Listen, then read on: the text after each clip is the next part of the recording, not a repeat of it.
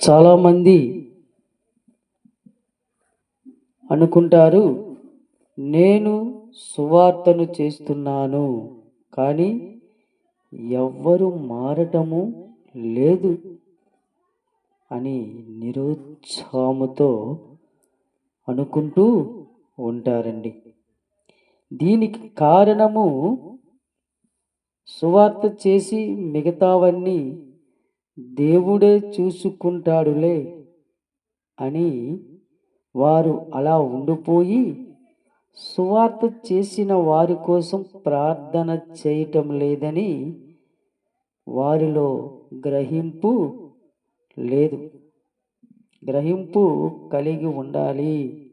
సువార్త చేసిన వారి కోసం ఎప్పుడైతే మనం ప్రార్థన చేస్తామో అప్పుడే ఆ సువార్త ఫలిస్తుంది.